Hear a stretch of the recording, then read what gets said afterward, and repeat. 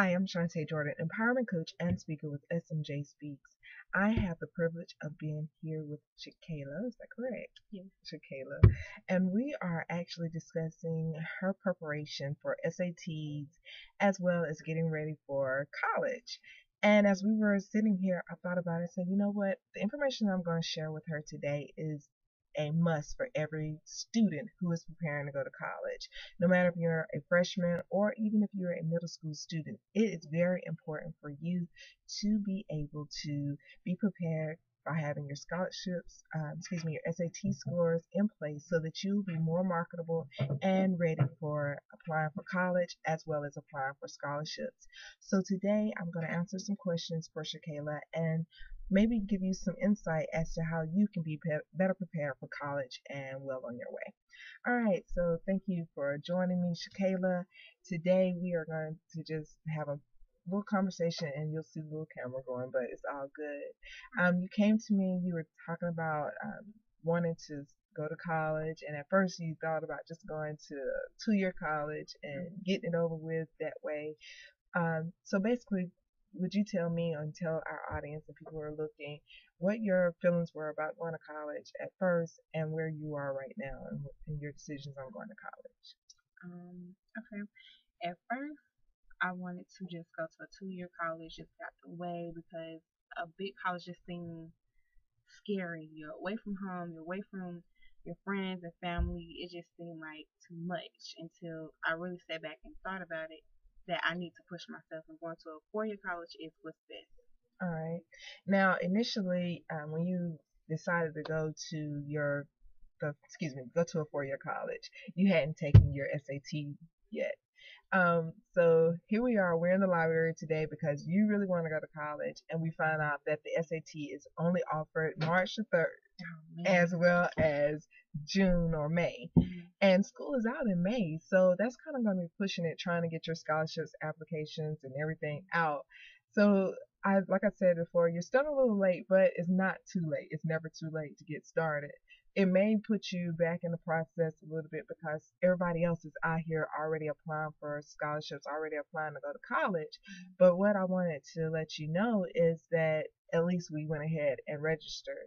So for the people that's out there, it's important for you to know that you have to go ahead and start planning your success right as soon as you get into high school. Actually, meet your counselors, get to know what it is, the requirements for your courses, that you need college prep classes, and you're in college prep classes, correct? Yeah.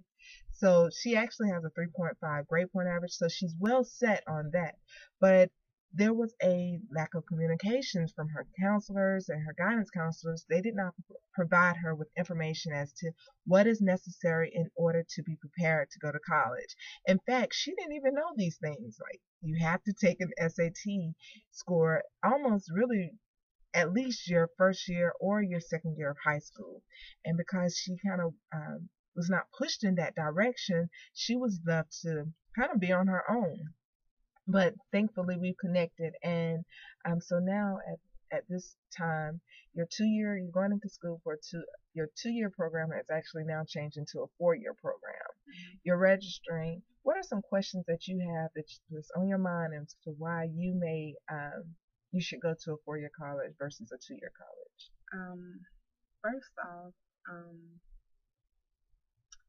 a 2-year college, what does it offer compared to a 4-year college? All right, so at a 2-year college, you're often, for example, we're here in Rock Hill, South Carolina, and you could attend York Tech. And really, a 2-year college is an opportunity for the student who's a high school student who's not quite ready to go into a 4-year away from home. You actually can get the basics of what college is. So all of your basic requirements, such as math, English, all of your sciences, can be done at a 2-year college. And it is least expensive. The only unfortunate thing about a 2-year college is that you're not really leaving home. It's not giving you that true responsibility and freedom to become that true student, meaning taking responsibility of getting up and doing your own coursework. It's also sometimes it is not as challenging to some, especially if you're a student who's at a 3.5 grade point average. You may need a little bit more of a challenge. Also, another thing that you, with a two-year college, it is an introductory. And there's nothing wrong with an introductory to anything. Sometimes we need it just to see if college is for us. Why spend $20,000 for college when you can spend $500 and $600 to take all of your basic classes? So it is recommended to possibly go to a two-year college. But for someone like you, after we've talked and I've discovered some of your likes, I believe that exploration, that time of self identity, is invaluable, and you need that experience of going to a 4-year college. But your 2-year college experience will just give you those core value courses such as your maths, your sciences, everything you need to pretty much get finished with your first year and your second year of college. Now you can transfer into a 4-year college and just get your credits transferred if they can be transferred to that 4-year college, and that can reduce your costs. So for some person who's really worried about the cost, their grades weren't that great when they were in high school or anything like that, a 2-year college would be really good for that particular student. But for someone who is really grounded, really wants to obtain the entire 4-year experience, I challenge you to go ahead and start researching different scholarships, what may be available to students like yourself. And the only reason why a lot of people decide that they want to go to a 2-year college is because they don't know that they're able to go to a 4-year college. See, that's why I want to know about what kind of scholarships am I available for, because I already know I can go to New York Tech for free. So it would be best, because if I'm able to go there for free based on my grades, how far can I go on my grades to a 4-year school? Okay, so let's go back to the New York Tech type of situation. And so if you were to decide to go to a 2-year college, which is absolutely fine, okay? If you were to go to a 2-year college and you were really focused, because what I find is that 2-year colleges usually end up being 4-year colleges because people aren't really focused. They're at home, they're just doing the same old, same old. And that 2-year college experience actually just does not maintain 2 years because people goof off.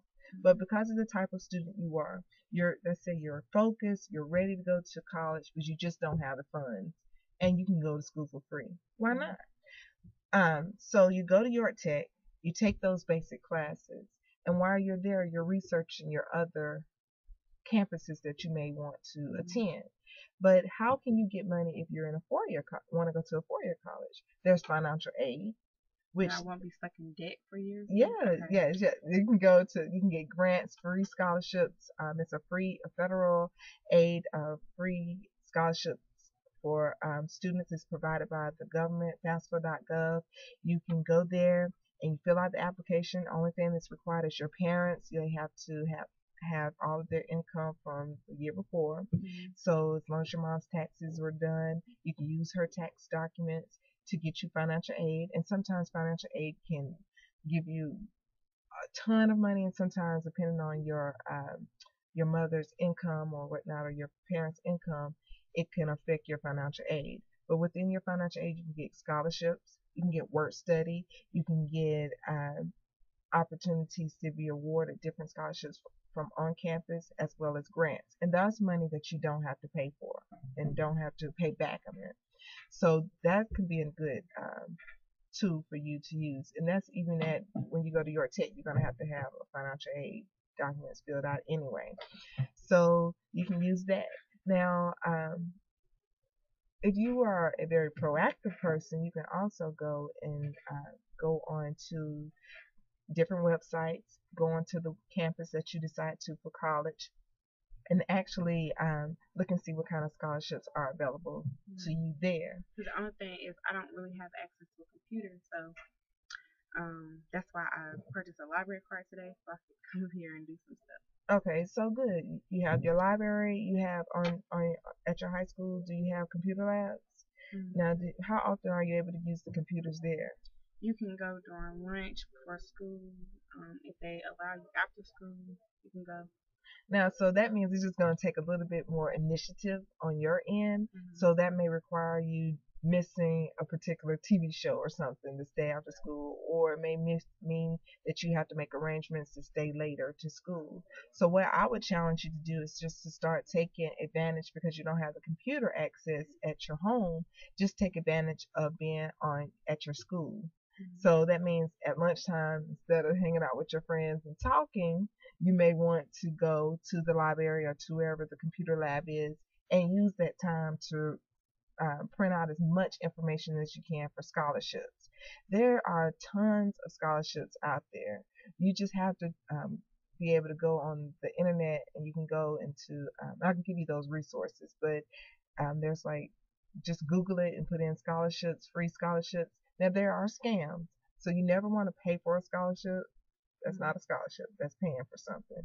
You want to look at freescholarships.com, possibly go to the government.gov sites, and they have scholarships. You can also go to the campuses or the schools that you're looking for, any of the colleges or universities that you're looking for. Go on there and see what they have available to you, and see what type of resources are available that way. Then you may also want to look into one other thing you want to do is, like, if you attend a church or attending, if your parents are a part of any organizations or their local scholarships that may be available to you. And because you're in the state of South Carolina, they have the lottery education fund, and that's a lot of times they give scholarships out of there, as well as you should get scholarships like a life scholarship just for maintaining a good grade point average throughout your high school experience. So there's just tons of information. I think I qualify for that one. So that would take probably about $3,000 or $4,000. I'm not for certain how much. We can look it up. It's all about research. Even if you don't have the answers, I mean, with the internet and with resources, you should be able to walk away, especially with a grade point average like you have, walk away with just so much more financing. Now, loans. I know a lot of times students don't want to get loans because they always think about the debt, but you do have 6 months after you get a loan, after you graduate from college, to pay your loan off. And if you don't get a job right away out of college, but that's not the goal, but if you didn't, then you have up to, you can do a deferment. So it's not like they're going to put you in a bind where, gosh, I got to pay $500 a month. They do it based on your salary, but what you believe that you can afford as well. So I would challenge you and anybody else, don't get too caught up in the money part of it. And what I tell students, say you didn't plan as well as you could have your first 3 years of high school. You didn't plan as well, because when I was in high school, I didn't plan as well. But when you get into the college that you want to go into, meet as many people as you possibly can. The dean of your college, your instructors, your teachers, your professors, meet all of them as possible and let them know what your vision and your goal is. Once you let them know that and you start showing people that you really want to do something, people will start working on your behalf. Like, one of the things how I got $60,000 when in college, I actually started by meeting my dean, letting him know, like, hey, I'm out of state. Y'all gonna need to help me. But that wasn't enough. He wanted to see my drive. He wanted to see what I had to offer. And once I showed him what I had to offer, then he started believing in me more. And that's what you have to do. You have to actually let people know your story. So, like, when people say you don't know what you want, it's sometimes you don't know what you want. But as you start growing and you know who you are, you'll be able to It's so get many those. choices, like so much to choose from. That's why I haven't chose. So when you say so much to choose from, like what? Well, in my situation, I have being a senior in high school. You have to get ready for graduation. Is Then I'm going hair school part time, like taking hair classes already. I have to get ready for state boards and then study for the ACT, and studying for those, and worrying about how you're gonna pay for this, and then with where I'm trying to go, get my cosmetology license, and do I sign up this semester, next semester? How long is that gonna take? It is so much. It's overwhelming, right? So it really can be very stressful. And the good thing is that you already have different plans. You have plan A, you have a plan B, you got a plan C. You really are looking at your future as a whole bunch of choices and options. And by having that cosmetology, that cosmetology license or certification, now you have another way of getting income. So I always tell people you got to be a hustler. You Oh just yeah. got to have that hustle mentality. So that means if you're going to, now you have that, you can go to school, be in a dorm, and girls gonna need their hair done. They'll be knocking I on hook your it up, braids, weaves, chemicals. yeah, they'll be calling you, and you'll be making that extra money. You just have it on the front of your door, like, hey, these are services, and you'll be making money while Mm-hmm. you're in college. So that's another tool that you have. Then, as far as your ACT and your SAT, um, with your those types of things, how do you balance studying for those and then studying for your regular assignments, your classwork? Mm-hmm. So there's going to have to be a lot of time management in there. Like, I don't know how you spend your time on a day in and day out basis. How much time do you think you spend on studying your regular classwork?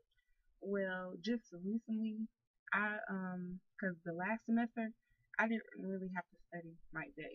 It was all the work was done in school. So now I'm having to transition from not really having to study the last semester. And this semester I'm taking statistics and American government. So those are some harder classes that I have to study outside of school now. Okay. So one of the things that I would probably tell you to do is like on weekends Mm-hmm. or sometimes in the morning instead of laying in the bed for I don't know how you do it, but some students lay in the bed on the weekends and just kind of mope around and say they don't have anything to do. I'm bored, this, that, and the other. And of course, a lot of people are like, oh, study, and I study all week. But at the same time, you know your goals, your personal goals. You know your circumstance and where you are. And what I love to tell people is you're not your circumstance because you can change the way life has, been thrown at you pretty Mm-hmm. much. You can change some of those things by your actions. So if that's the case, you want to be able to study for this SAT or the ACT. Now you need to make time for that. Last semester would have been a perfect time for you had you known that you needed to have the SAT to be studying for that. And so now you have a more intense schedule at school. So now you're thinking like, how am I going to get all that done? State boards and this. So yeah, so now you have to really, really, really focus on your time. I always say time is money. People say time is money. Time is money. Mm-hmm. So every moment that you're sitting down, you don't want to be stressed out worrying about studying all the time. But if you're doing something that's not productive and won't have you in the positions to getting where you want to be, then you'll be able to say, wait a minute. I'm not gonna say I'm bored because I know I could be studying for my SAT. I'm not gonna say I'm bored because I know I could be studying for the state board. You have things to do. And unfortunately, well, I wouldn't even say unfortunately. Fortunately, you know what you got to do because there's a lot of people who just don't know and they find out way down the line. You have an So it's not advantage. too late for It's me. not too late. So don't worry. You don't worry about that. So now you've got your test. It's scheduled for May 5th, okay? Mm-hmm. Now it's February. May feel seems like a long way away, but in a blink of an eye, it'll be May. So you want to make sure that you check out a book today, find out what the test consists of. Once you find out what the test consists of, then you break it down. Like I'll study 2 weeks on math, or I'll study 2 weeks on writing, whatever it may be. Then by that time the SAT time comes, you'll be so well prepared, you won't be stressed out. And that's why it's a great thing for students to start taking the test 10th, 11th, and 12th grade because each year you grow. Mm-hmm. You become more familiar with the test and you know what to study for. You know your weaknesses and you know the areas in which you're not that going to perform that great on. So what I challenge you to do, because that wasn't you at that time, it wasn't presented to you and you didn't know that, that's okay. But what I challenge you to do now is just really, really zoom in and zone in and like have your goals written out so that you can see them. So you'll know that when you say it's you bored, that you're doing something that's going to help you to the next level. As far as your state boards, you already know is it a written test or how does that go? You do written and you do the hair. It's basically you have the when you go in and you practice it is theory and then it's the hands-on where you actually doing the hair and the mannequin. So that I'm doing at school, but for the studying for the paper, the written one, that's what I'm needing to study for. So you can get some note cards and just like have them here and there and just kind of go over it, making sure you just remember conversations that you had with your instructor there. And Mm-hmm. that can kind of ease it up, especially since you did it in high school. I mean, you've been doing it in high school. It's probably going to come to you naturally. And as far as your schoolwork, just stay on top. Don't wait till the last minute to study for a test. Even though you might be history and you read something and it clicked, make sure you read every day, a page at least. And that way you won't be trying to combine all of your chapters in one day. Another thing that I just would tell you to do is make sure you reward yourself. Like once you finish something, you accomplish something, reward yourself. Whatever makes you happy, makes you motivated, give yourself that reward so you'll feel like you're accomplishing something. You don't want to just be working for nothing. Of course, the end of the day, the reward will be you do good on your test, you get in the college, you get to the next level. But you want to do a small reward. Maybe it may be taking a nice walk, or maybe hanging out with your friends. So you want to reward yourself and don't get too overwhelmed. What are some other things that you think that someone might need before we finish this up? Um, as far as School, it can be like, I know you're concerned about school anymore. I mean, how do you think that now that you're preparing for this, and we've talked about this a little bit, and we've talked on the phone on previous occasions, how are you feeling right now? um that I'm glad I still have opportunity to get all these things done. But my advice to people coming up behind me or that want to, go get about their dreams and ambitions, to go ahead and look around and ask more questions and get the best help they can get. Yeah. So there you have it.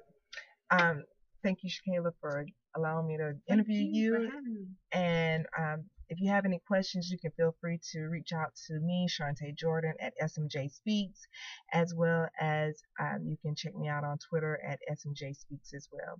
Until next time, remember to ignite the drive within you.